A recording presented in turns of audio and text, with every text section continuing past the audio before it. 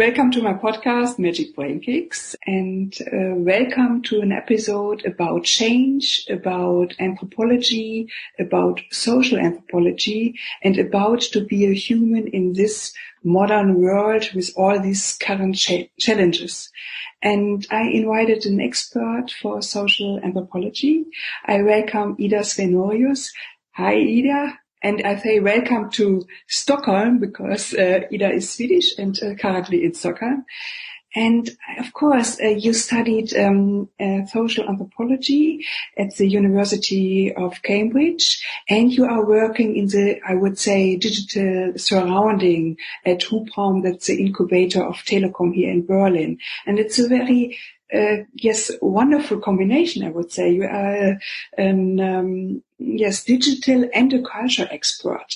And of course, I'm very interested. It's this wonderful combination. It sounds totally interesting and perfect for the current challenges. But why did you study both? And what was your motivation to do that? Well, first of all, thanks for that introduction. It wasn't so conscious as it might sound. So when we say this is a good combination for solving big challenges, I've always been drawn to big challenges, but I've never really known which tools are going to be the most relevant. So basically throughout my life, I just followed my curiosity and my interests. And actually, I started out as a filmmaker back in the day. And what I've always been really interested in is what motivates people. Why do we behave in one way but not the other way? What really drives what we believe is possible? And then anthropology, which is basically the study of culture and the study of humans in groups, really took that interest to a higher level. What's driving us as a society, not just as people. So it follows this thread of understanding humans, really. And then it just happens that as the world is developing, we're having more and more of these really deep human challenges, things like populism or different kinds of dualism, believing that there's only two points of views and opposing each other. Or especially now in Corona, how are we going to restructure our societies once this crisis is over? And also, in that context, what do we believe is possible? So what anthropology is so good for is really challenging the notion of what's normal, because you study cultures everywhere and you realize, wait, we're not at all doing it in the same way. In some ways we are. We have similar structures behind how we create our cultures, but there's so many options for what we can believe. And once you realize that, you have a lot of option and a lot of belief in what's possible. So that's what's so exciting about anthropology. And then really my journey into tech was also a bit random, following my curiosity. So after I graduated from Cambridge, I basically ran into a startup team. They were launching in Cambridge, but also in London, and they were working in artificial intelligence for healthcare. And I thought, if there's ever been a huge challenge, it's how do we streamline and work more effectively with healthcare. So, I thought that was a really interesting challenge. And I ended up joining them and doing marketing for them and sort of thinking about which narratives do we need as a culture in order to feel safe that technology has a role to play for our health. So, that was also following my instinct and trying to shape what's possible in that industry. And then because I got so deep into tech and into AI, all of a sudden, I knew that I wanted to move to Berlin because it's just, one of my favorite places. I'm sure you agree. Yes. It's such a good city. Hands down, my favorite place. So I went looking for places that have this kind of big challenge that they're solving, working with tech, and would have a need for communications and culture. So I found then hubraum, the startup incubator of Deutsche Telekom. And, they're working on challenges like what's the role going to be for a huge corporate in the future? How can corporates support the overall startup ecosystem, all the innovation that's there in order to shape this new reality? So basically, Telekom can give a platform for a startup that has really interesting ideas. And then when they work together, that's where the real wide-scale solution can come. So, yeah, I do feel in hindsight that there is a red thread to to my motivations in this. But overall, I've always been driven by creating some kind of impact and by finding different tools from different industries. I don't really care where they come from or which discipline they come from, as long as they serve the challenge or as long as they can answer the question. So, you know, I'm really passionate about methods and about combining thoughts from anthropology, combining thoughts from tech, combining things from storytelling and filmmaking, or whatever else I've picked up along the way, and combining all of those to really think more broadly about all of these challenges. That's really exciting for me. You know, how do we get from point A to point B? It's not always the route that we thought. It could be a different one. Yes. And to have all these opportunities and several methods from different kind of sciences, it's very interesting, although to me, of course. No? And it's and currently, of course, we have these social beliefs, these cultural beliefs in many things that behavior is different, especially for the migration backgrounds in Germany, or the other current frightened tools in about racism and everything, and especially to for the history to work, especially the German history is very heavy. And of course there are cultural signs, there are beliefs. And I think it's now the time to change all this and to reflect about this. And is it possible to learn something from this, different cultural beliefs to go through this process, or to give it to a community, to working community, or to a normal social community? Yeah, well, I think the three main things that I really apply from anthropology when it comes to shaping the world around me, if I can, or in the ways that I can, is partly one, the thing about questioning what's normal. Even having that question top of mind can shift your perspective, because we are basically geared or programmed to accept the reality that we're in, because it takes a lot of energy to always be thinking about new kinds of options. It's not the easy route. It's not. And most of us are on autopilot. So even, I guess Corona actually is a very useful opportunity to realize that it could be so different. Even 1 week to the next, we were living different lives. And obviously this was a massive crisis, but maybe there are some other ways that we can also shape what we thought had to be a certain way. And so having that question top of mind just allows you to think about what else is possible.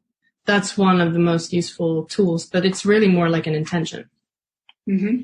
And then the second thing is that anthropology is really useful for thinking about how you can build and analyze cohesion and community, like you said, you know, what actually keeps us together.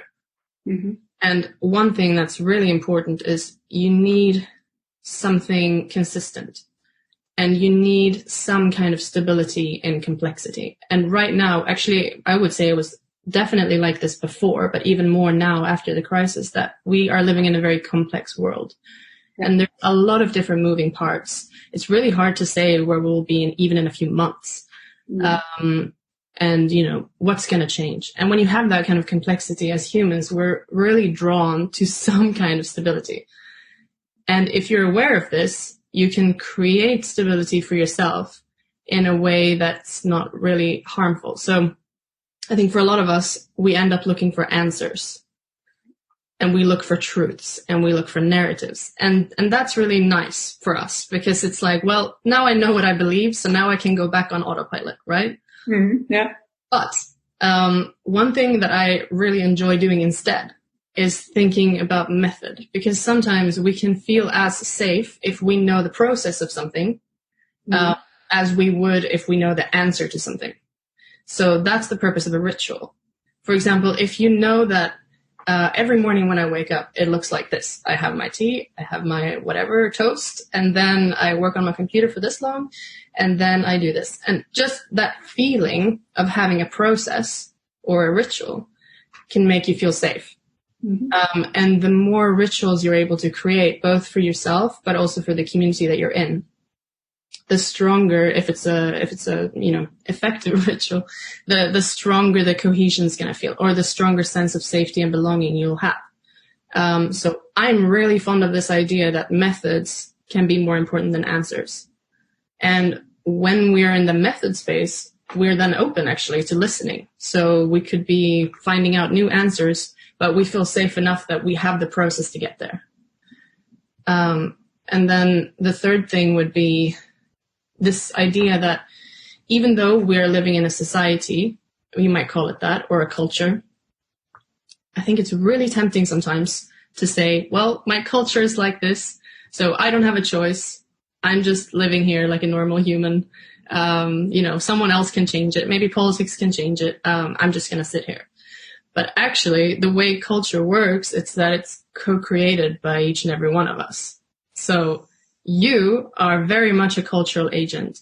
And especially if you are in a position of power of any kind, at work, for example, if you're anyone's manager, then you have an even stronger power in creating culture because people are looking for you and looking at you and thinking, wait, what is she doing at the moment? And maybe I should behave this way. And maybe this is how this workplace works.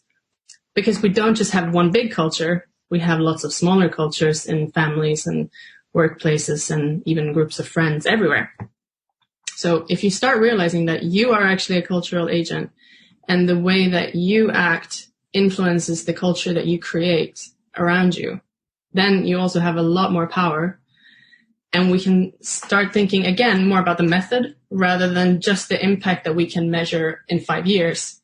Actually, you're having a lot of impact on other people right now, just for the way that you behave. And especially because I know that you're really passionate about diversity and inclusion. This is a huge thing to remember, is that, however many KPIs you have, at the end of the day, diversity and inclusion happens today in this meeting right now. And the way that you lead it and the way that you structure it, that's how you build culture. So those are the three things that I really focus most on when it comes to applying these cultural tools to my life and people around me.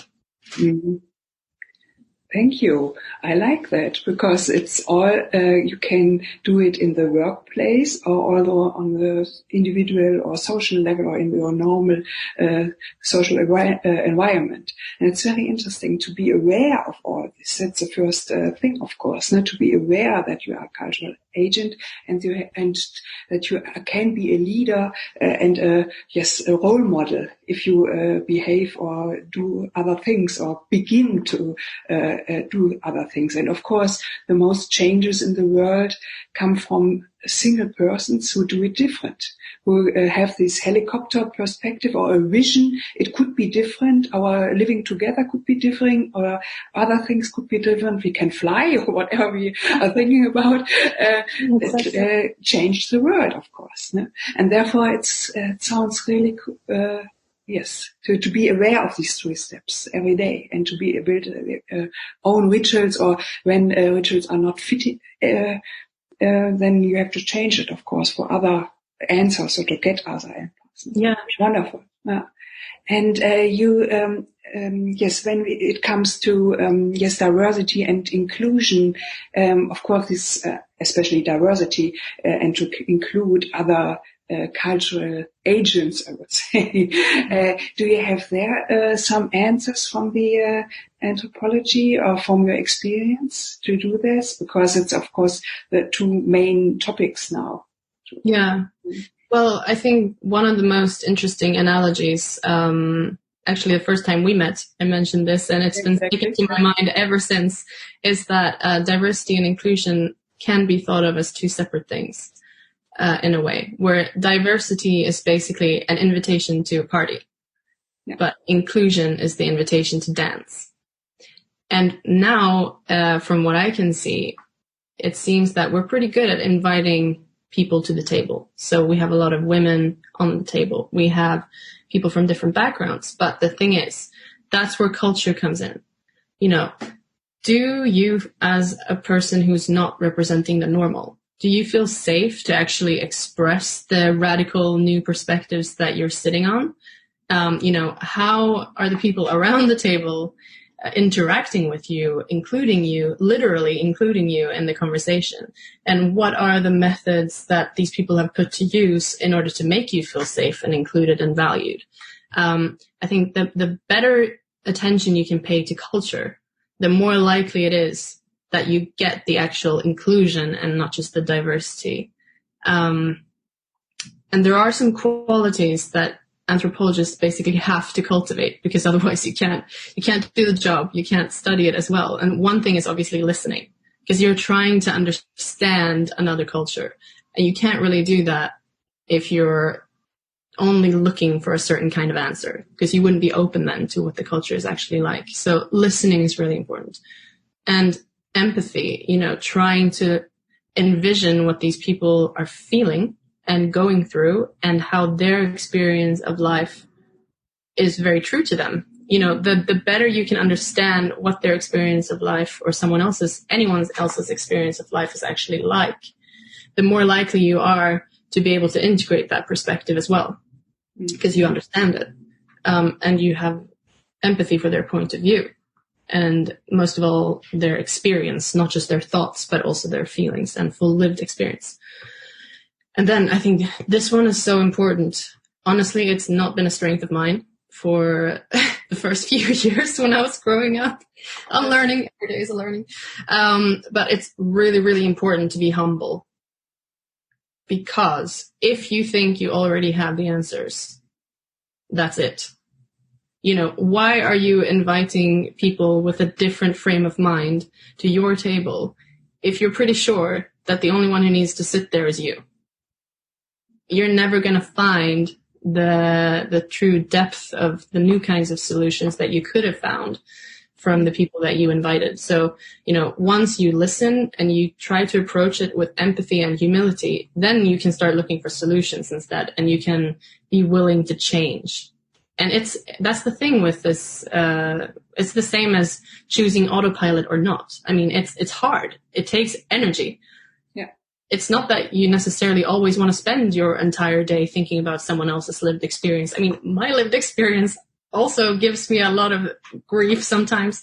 Like, why am I focusing so much on other people? But the thing is, this is how you get to innovation. And this is how you find new methods and new constellations of perspective. And sometimes I think that's also lost, when you focus so much on diversity and not on inclusion. It becomes about showing that, this is how many women we have. This is how many nationalities we represent, or something. And you're very proud of that, and you should be. But unless you also focus on the inclusion part, you might also forget why you did it in the first place. Because the reason why you're inviting all these people is because, probably, if you're in a business setting, you want better results.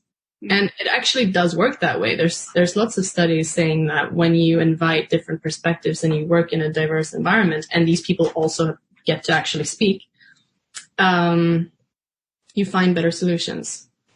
So that's why it's worth it. And sometimes we have to think about the impact goal, have it in mind. Why am I even doing this? Oh yeah, I'm doing it because I actually want better results, and I want to achieve the impact that I set out to achieve.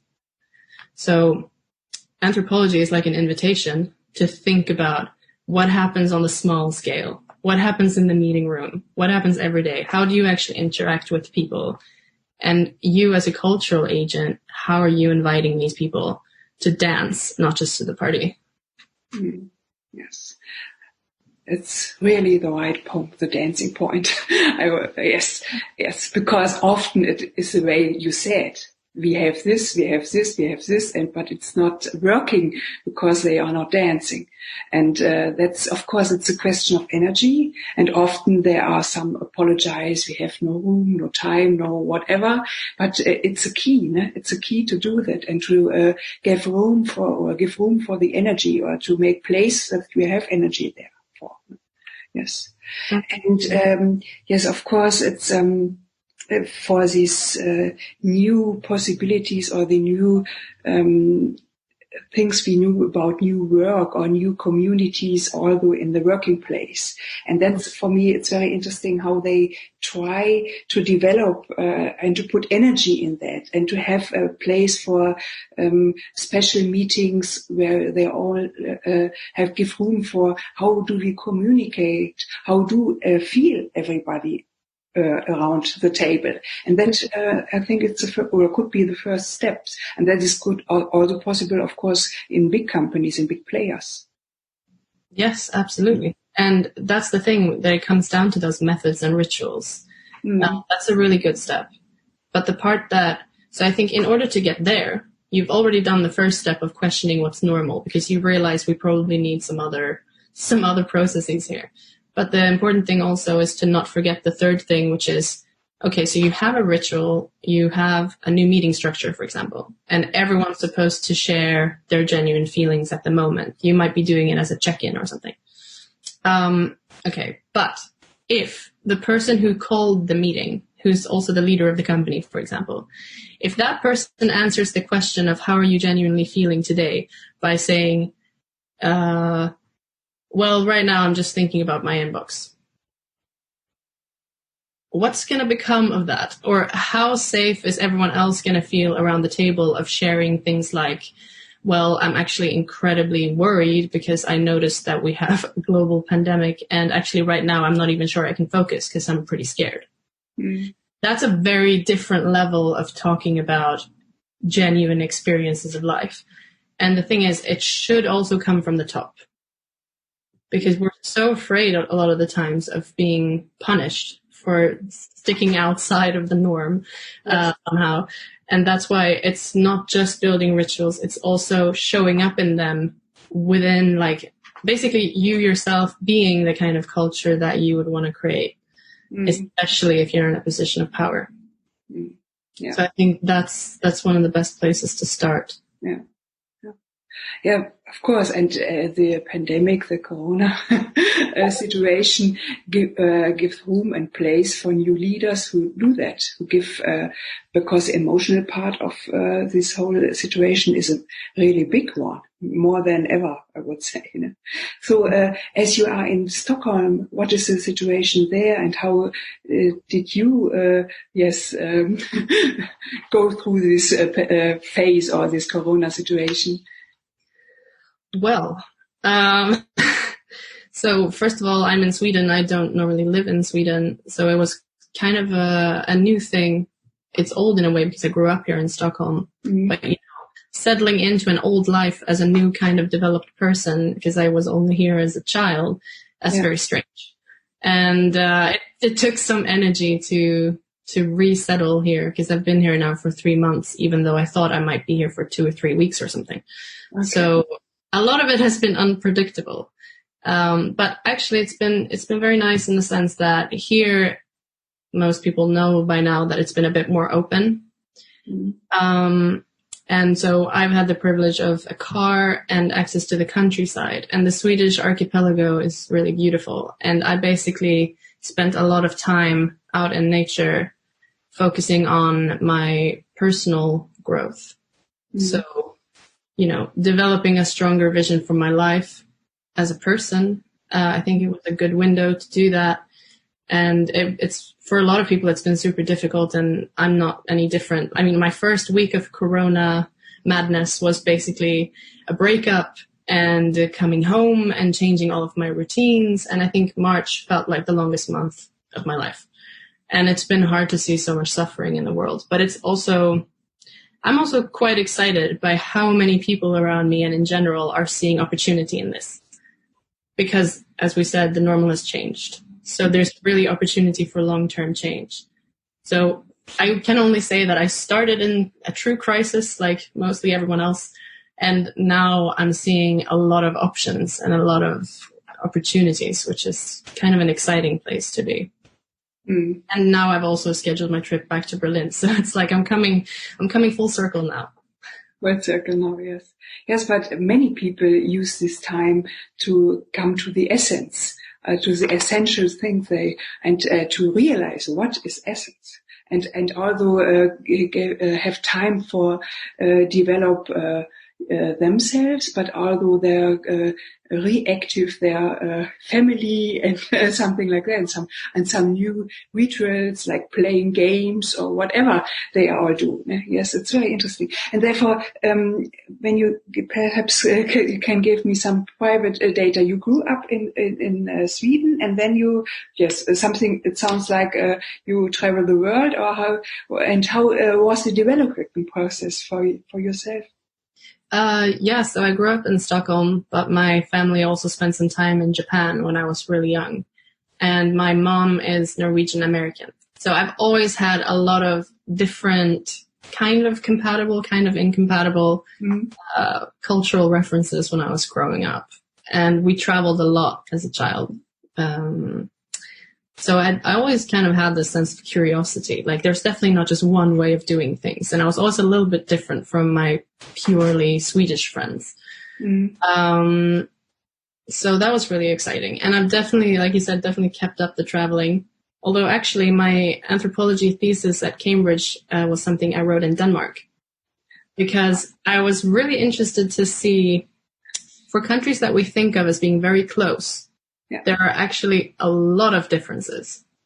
And this idea of questioning normal, we should be doing it everywhere. It's not just that, I travel to India and I do a cultural study of how different everything is. No, I can actually go to Denmark and see how different everything is. So that's been really exciting. But yeah, I started out like that. I was doing filmmaking. I actually left high school to work full time in the film industry. I was making a lot of exciting choices, even as a young person, hopefully. But then I went back to school, went to Cambridge, really pursued the academic route, and then worked in AI in London, and then the tech scene in Berlin.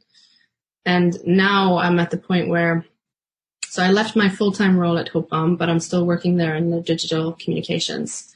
And now I'm basically connecting with lots of different people who share this idea of impact and methods and interdisciplinary thinking, and finding new and exciting projects and challenges to solve. So this for me is a point where sometimes you can have strong values. As you said, you can come to the essence. And then at some point, projects appear. And that's basically where I'm at right now. Wow. And do you have already some concrete projects, or can you tell something about the upcoming things? For example, recently I worked with a big Swedish environmental NGO to basically think about how their ideas of impact could also be measured in numbers. Because that's a struggle that a lot of people have when they work with community or the environment, that you want long-term change, but you got to show results as well. So how do you balance that? And then I used my knowledge of statistics and my understanding of qualitative outcomes from anthropology, and also this digital marketing toolkit of analytics and numbers and crunching data. And I combined all of these into a strategy for them to be able to measure their impact more effectively. So that's an example of combining all these different ideas and skills into fulfilling a genuine need for someone who's trying to achieve impact.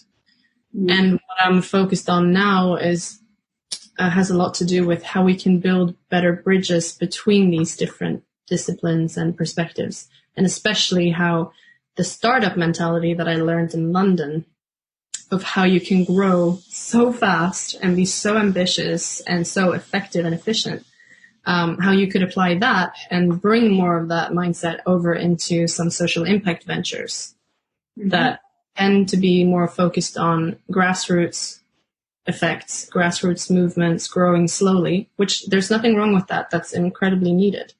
But I want to help to amplify this notion that social impact ventures could be the new normal of business, and that most companies, if they want to stay relevant, will have to have like an actual genuine goal and passion for the impact that they're creating in communities and for the environment. Because if anything, right now, we're all looking for solutions to bigger problems than just a market need.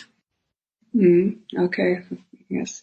And do you think disruptive methods are better than slight changing? Or because, of course, especially in the tech scene, we have a lot of disruption.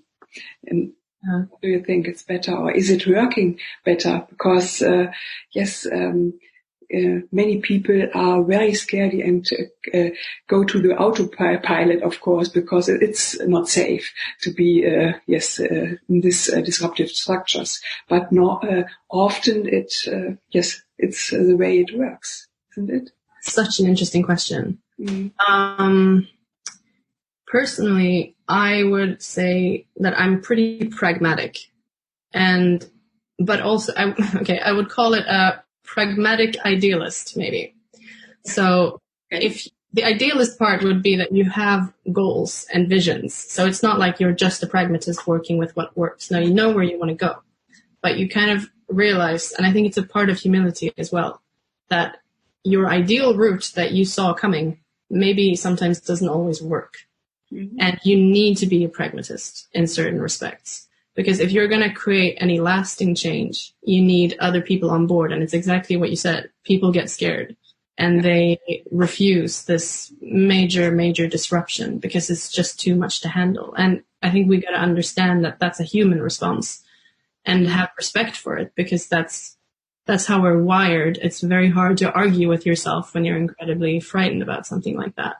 So my approach has been, because I'm so passionate about communications as well as anthropology, to really think about narratives. What do we think is true? So, for example, when I worked in artificial intelligence in healthcare, that was a huge challenge because healthcare deals with people's lives. So they're not going to want a massive disruption that hasn't been completely validated, because we're not about to kill anyone.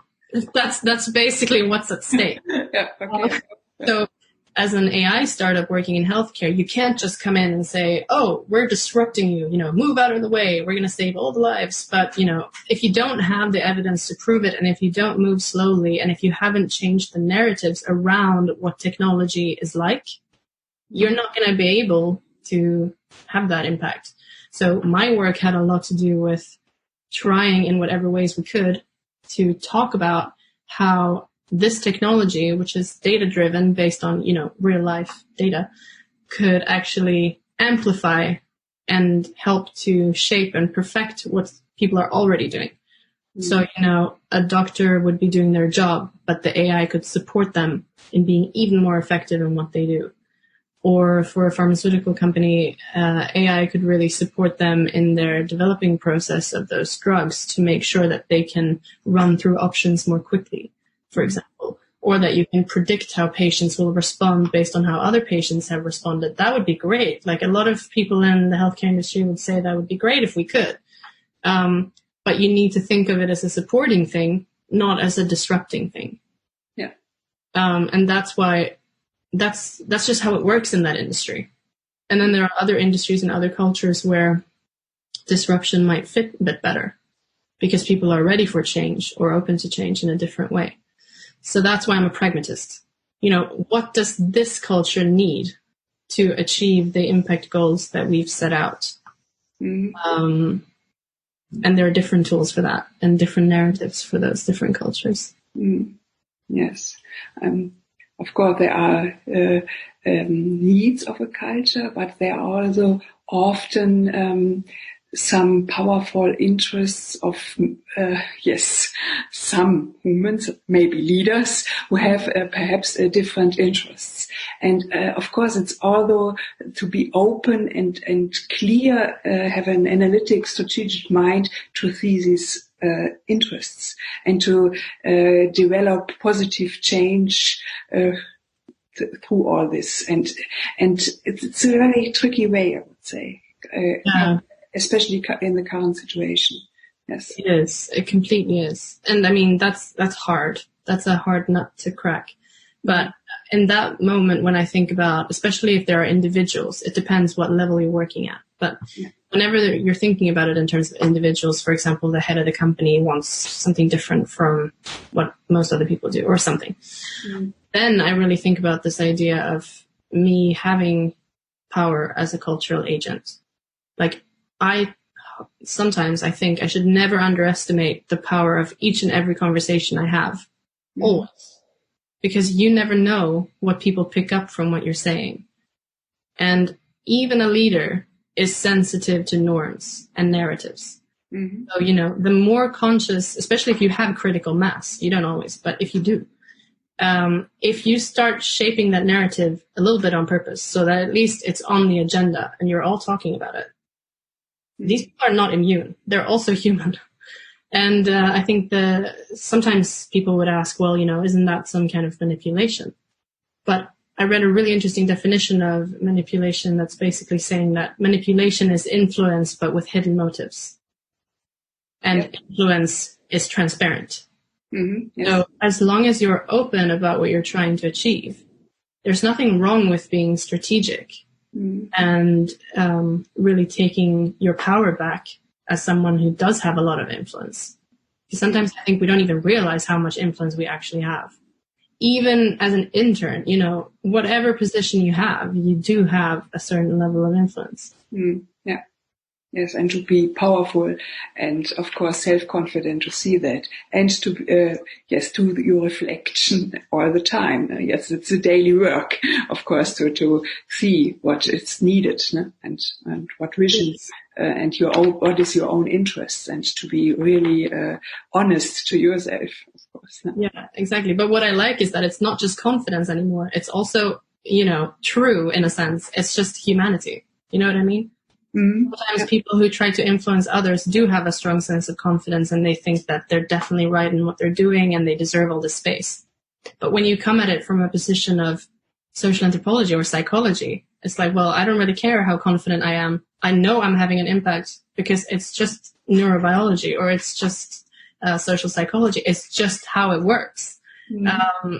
That makes it a bit easier sometimes. You don't even need to be that confident. I'm telling you right now, you do have an impact.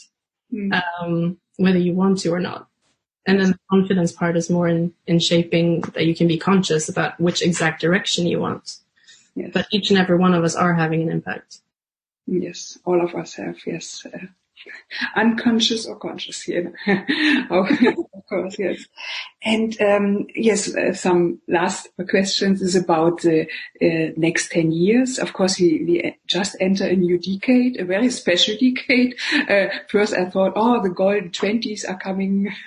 No, not really. What is your opinion when you look to 2030, the next 10 years? What do you think should have to be done? What could we achieve? And how can we do that? It's of course a very open question, but I want to hear your opinion. No, I love that question. I think more visionary questions in the world, especially right now. For me, one thing I would love to see is a private sector that's truly driven by community and environmental goals. We touched upon that earlier. I think it's coming. Yeah. I'm sensing a big shift, even in the big corporates, but also in the startup scene. People are so much more conscious about the impact that they're having. And hopefully by 2030, that's more in the center stage. And I mean, my approach to that is to help shape these narratives around what those kinds of businesses can achieve and what's needed. But there are many, many tools to support that. I'm really hoping that we'll be more culturally sensitive and a bit more curious and listening. That would be the dream. Because it'd be so much easier to build good collaborations when people are also interested in other people. And given how much we're globalizing as a world, basically, it's been moving toward that slowly. And Corona has kind of made it clear that we do have different cultures operating. For example, Sweden, we've been getting a lot of crap in the media from a lot of other countries who are saying, like, what are they doing? How can they be so confident? Why aren't they just locking people up? But the reason we could do that in Sweden is because we have such a strong trust in government and such a strong sense of solidarity, which has been built over years and years politically, that people did stay at home anyway. We didn't need to be locked up. And all of a sudden, we're talking about all these cultural differences. And I'm hoping that in a few years, we'll be even more into that perspective of, okay, so you're from Sweden. That must mean you might have some ideas in this direction. Or you're from the US, you might be thinking like this. Okay, wait, how can we work together? I'm hoping we'll be more like that. Mm. And also, I mean, this is how I live my life, but I would love for there to be a stronger interdisciplinary standard for people's CVs, for work in general, and for degrees. Because actually, even though I studied anthropology, I also took 3 other disciplines at the same time, for the first year at least. So I did politics and international relations and sociology as well to make sure that I had some different perspectives on it. And I'm hoping that the more we can see the value of all these collaborations, the more people also start to branch out. So you don't have to be in marketing all of your life. Or even in my case, I used to be a filmmaker. I'm using a lot of those tools, but I don't identify in that way anymore, and I picked up some other skills. I'm hoping that people will have more room to do that, and that will be more valued. Yeah. And then as an add-on, when we're at work, I'm really hoping that this crisis has started a journey of making sure that we can bring our entire selves to work. So it's not such a strong division between being professional and personal. Because now all of a sudden you have people's kids in every meeting on Zoom. You have there was this really, really sweet golden retriever who completely crashed this news anchor's broadcast. That was hilarious. And, people want to see that. We actually have way more patience than we thought. And it's really nice to be open and honest about our genuine experiences. And I think that would be so much better for our mental health. So I'm hoping that when we become more in touch with culture and feelings and different perspectives, we can also bring our whole selves to work. Yes. And it's, yes, I agree totally. It's although, especially when it comes to mental health, because many people are suffering before Corona and, of course, just now, about how, yes, their mental health can be create, or how can they grow and believe and to have all these different challenges and can be one person again and not a different one, and to have to split inside. And that is whole suffering. I in my surrounding, I have a lot of appearance of that, especially in the younger generation, because they have all these social media and everything, and they cannot choose or have any methods how develop through all these things. It's very interesting, yes. Oh. Yeah, wow. And what's your own vision? Where you said you have new projects are going on when you come to Berlin again, and what are your next steps? Well, right now I'm working with all kinds of people, meeting all kinds of people, and normally there's this idea that when you navigate a complex situation where everything's moving around, it's better to probe. So, you meet someone, you have a look, you sense whether it's going in any direction or not, and then you step back, you move in a different direction. So I don't have a plan, but I have an approach, I would say.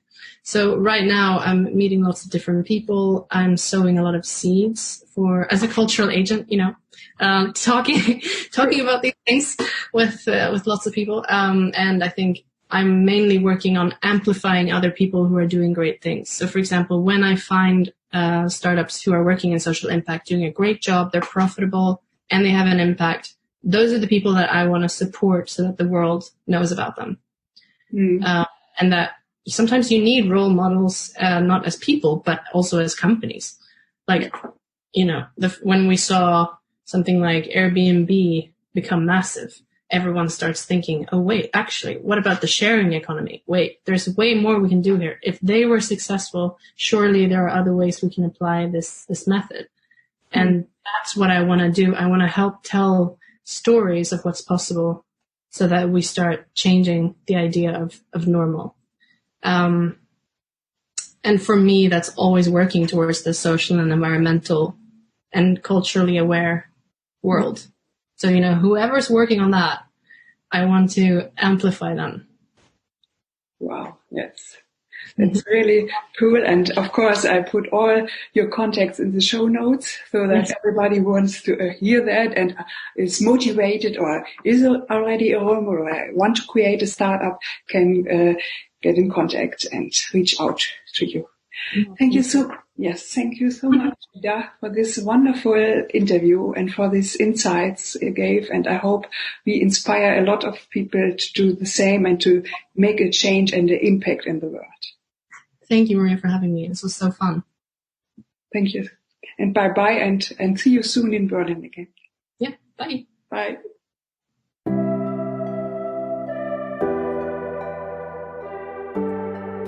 Thank you for listening to my podcast, Magic Brain Kicks. I would like to invite you to share this podcast, to give a comment and a like on iTunes.